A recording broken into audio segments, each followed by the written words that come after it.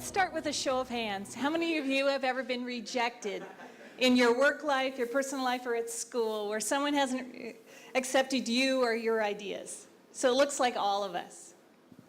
So I'm going to speak about rejection today. It's not a topic we like to talk about because it makes us feel uncomfortable, but it is becoming more and more a part of our everyday lives.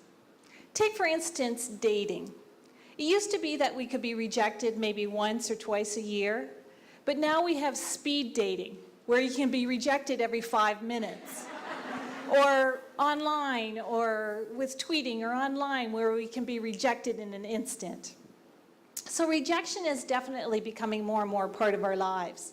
And so it's also very interesting that we have broadcast rejection, where people can send out a tweet or post a video online sharing their divorce announcement or telling people what a jerk someone has been to them. Or we have anonymous rejection, where people we don't even know leave their harsh comments online.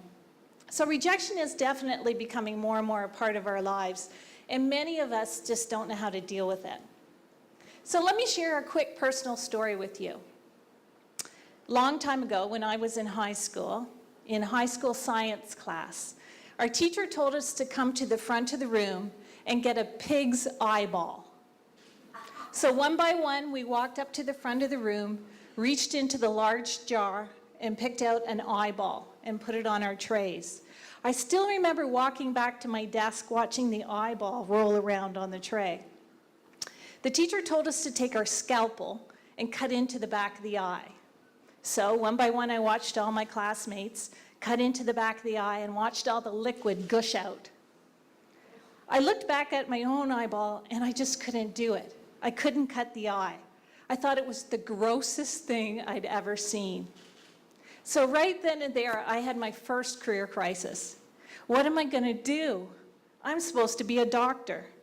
My grandfather was a doctor, my uncle was a doctor, my cousin was a doctor, my father was a doctor, my mother was a nurse, my sister was a doctor, she married a doctor, my brother was a doctor.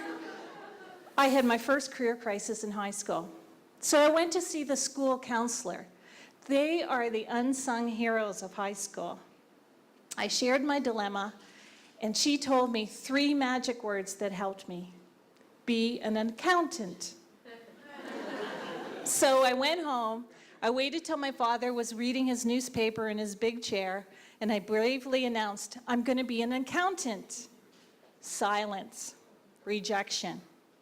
I told him I'm really excited to go to MBA school, and he said, why would you ever want to do that? Later on, I told him I wanted to start my own consulting firm in innovation management. He said, that's a waste of time. Later on, I told him I wanted to get married. Well, he didn't like who I chose either. So rejection, rejection hurts. It hurts because we want to belong.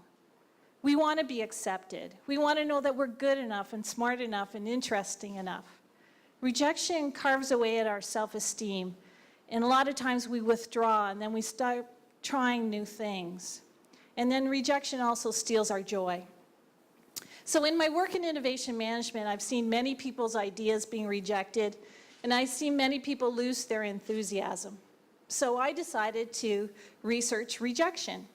So I asked many people, including leaders, how do they handle rejection? What do they do? How do they keep themselves going?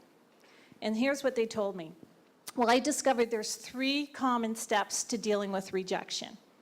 So the first step is to reflect. Reflect on why the rejection happened. Was it me? Was I not enthusiastic enough about my idea? Did I not give people the right information so that they could make a decision? Or maybe it was timing. Maybe it was a timing issue where the other person just had too much going on that they just couldn't handle anything new. Or maybe it was a resource or money issue.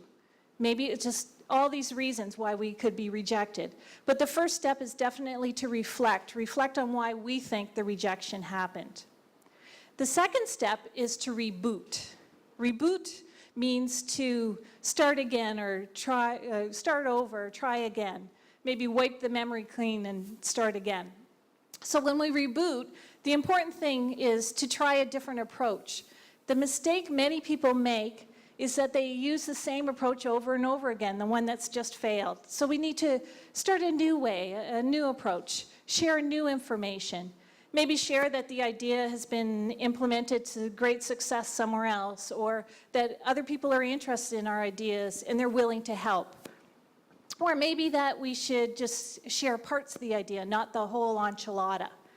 So rebooting is really about starting again and trying to convince the other person that they should change their mind.